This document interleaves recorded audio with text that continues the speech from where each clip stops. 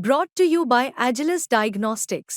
Health test की बात आती है तो मैं भरोसा करता हूँ India largest diagnostics company Agilus diagnostics. खुद को टेस्ट करते रहो।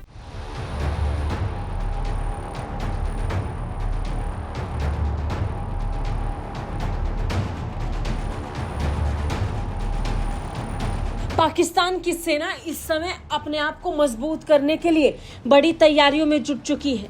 पाकिस्तान ने अपने रक्षा बजट को बढ़ाया और बढ़ाने के साथ ही सवाल उठा कि जिस देश के लोग भूखे मर रहे हैं उस देश की सरकार अपनी जनता से ज्यादा सेना पर काम क्यों कर रही है। तो आप भी समझ लीजिए कि पाकिस्तान की सेना इस समय किन तैयारियों में जुटी है। सरकार इस समय वही कर रही है जो सेना उससे करने के लिए कह रही है। और फिर हो भी क्यों ना, पाकिस्तान में शहबाज शरीफ सरकार यूं ही तो नहीं बन गई।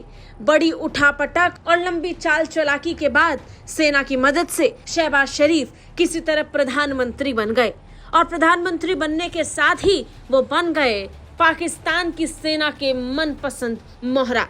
और मौजूदा सरकार वो कर भी रही है। अब पाकिस्तान सेना के लिए ऐसा बड़ा बदलाव पाकिस्तान की सरकार नेशनल असेंबली के माध्यम से ले आई है जो पूरे देश को हिला कर रख देगा। पाकिस्तान की जड़ों को हिलाने के लिए पाकिस्तान की मौजूदा सरकार ने फिर एक बार पूरे देश को ताक पर रख दिया।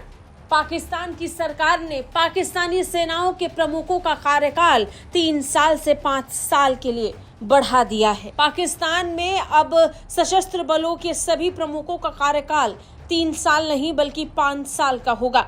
पड़ोसी मुल्क में पाकिस्तानी आर्मी एक्ट संशोधन बिल पास हो चुका है।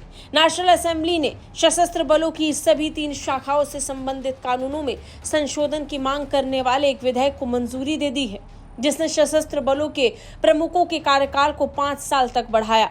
पाकिस्तान के रक्षा मंत्री ख्वाजा आसिफ ने संसद के निचले सदन में पाकिस्तान सेना संशोधन अधिनियम 1952 विधेयक पेश किया।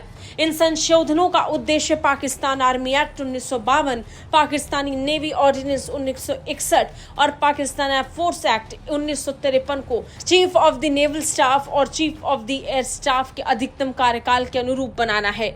यानी इसे अब 3 साल से 5 साल कर दिया गया है। विपक्ष के जबरदस्त बवाल के बीच पाकिस्तान की मौजूदा सरकार इस बिल को ले आई और इसे पास भी करवा लिया।